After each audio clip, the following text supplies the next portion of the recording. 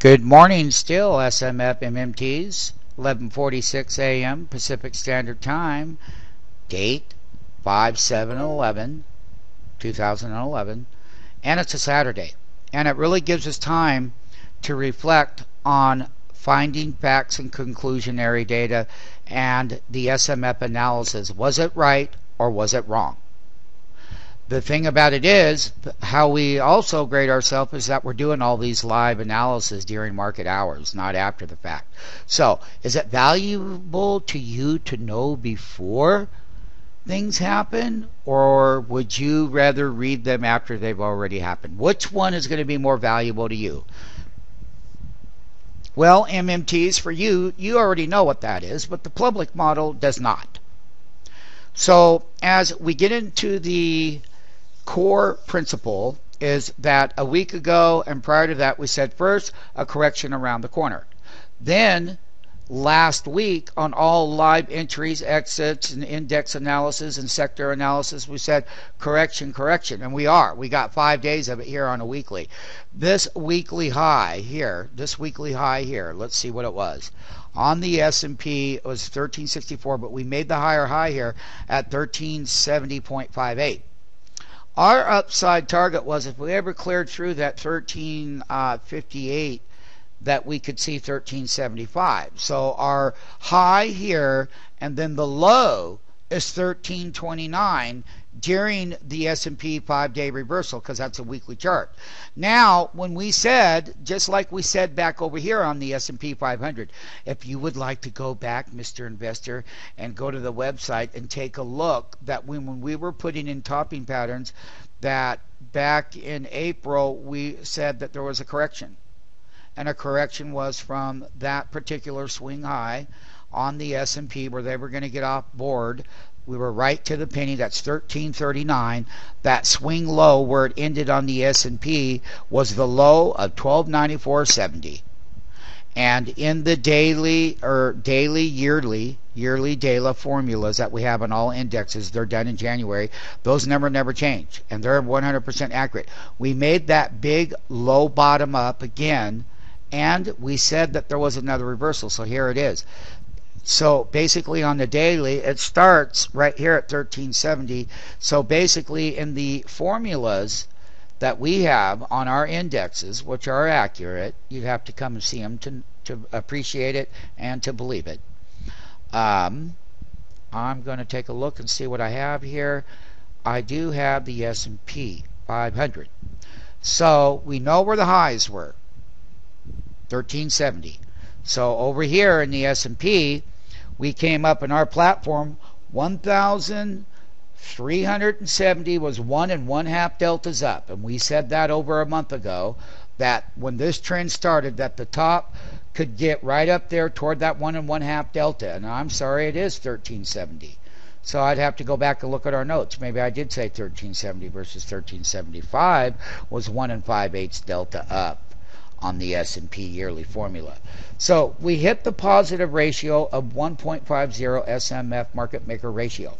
We have come down the swing low.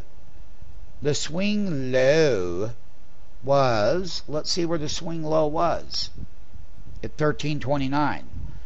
Okay, so let's go back over here to the S&P formula 500. That was 1329. So 5/8. So we've had a contraction. If you take 1370 at 1.5, we pulled all the way back close to between 0.5 and 0.63. So 5/8 and a half. So 1330.83 was 5/8 up delta within the delta expansion. So we're going to see that if we stop in that category, if we stop in this category here, that means that at that ratio level, if that ratio level stays there, let's say at 0.63 and higher, then that means that the indexes in the very short term on the daily aren't going to go lower. And if they do that over a few days at that ratio level, MMTs, then this move would get back up above the public indicator, 10-day moving average, blue line, sold into it, 20-day.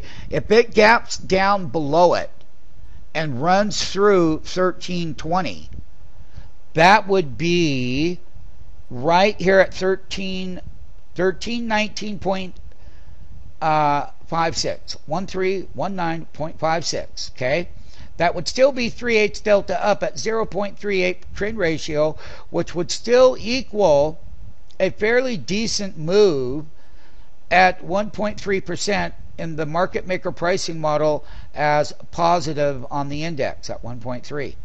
Now, from where that reversal came from, the S&P 500 in our S&P model is 5.19%.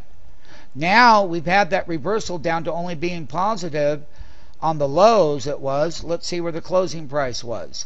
The closing price was 1340. So at the closing price in our, it's between positive 3/4 and 7/8. So we're roughly slightly above 2.59%. So on Friday's jobs report, we came up that much percent in the S&P. The earnings season is going to be behind us. Not only that, the price of oil is coming down. There's lots of things going on there.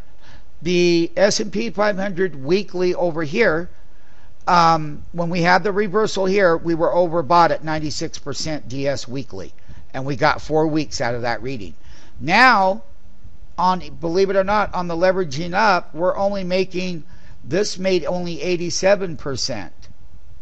So it's a little weaker up here at the top when it was making its percent DS at 96.59%. That's a public mathematical technical indicator that the big money uses when it's overbought and oversold. Standard deviation, standard technical analysis, because that's how they make decisions. So what? How did we know that we were going to reverse here? We said it before the fact, not afterwards. So by the time corrections happen, everybody says, oh, we got a correction going, but that's the time to get net long. So what I'm saying is, on the weekly, sell. Is if we continue to go down and break below these weekly moving averages, if the standard weekly moving average indicator rolls over that 20-week, we would be in real trouble. The only way that that's going to be evident is that we have to gap all the way down here and test this key 1300 level. Right now, it's going to be slightly above, you can call it 1328 on the S&P right in here. The thing about it is, our index that we use and create is a mathematical equation that does not lie, and it is accurate. You'd have to see it to appreciate it, to believe it. And then you will know what I'm talking about. One of the things that I want to be clear on is one thing only.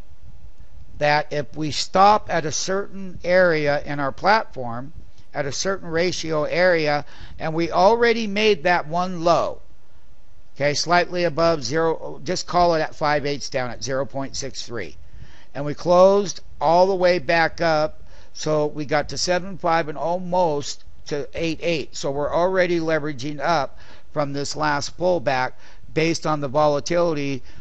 Volatility will remain at high levels starting May 9th of 2011 and will continue through high volatility, where the markets die down a little bit in August, but that volatility will increase as well all the way up until September anyway. And we will see peaks of price action volatility across the board in S&P 500 stocks. We will see price volatility gap ups, price volatility gap downs. We will know exactly where the RSMF trend ratio analyzer tells us where that strength is. Unlike all of the other indexes, things that are in the S&P that gap up and the index is in a weak trend, those individuals are going to hit a peak on an intraday opening bell, and then they're going to slide the bid. So understanding where the trade management long and short relative to index is a very important thing. It's much better than any public model you're ever going to read on any chat board or any of these other things that you see on TV and all of that. I mean, you're always going to be behind the move, and you're never going to have the move. Because you got to know, like when we called it up, we called this one here, we called this one. This one, if it gaps down below and it starts to take out with the sell program. That means stop market orders mechanically, margin debt selling would come in, and you would pull these things down here to their, upper level support levels. So last lows, like I said, was 1294 to the top of 1370.58, and we have a reversal. We called it. Go look. Go find out. You have to confirm it with the gap down and sell through program. Stop market orders, margin debt selling would exasperate the down move. That's the S&P weekly and daily. Also being short S&P names, the ones with the highest beta and price action would be sold short on the intraday highs, because that's where the money's going to print. That means that the put option side would be printing should the correction gap down and keep going. Price volatility increase for the foreseeable future of the date stated.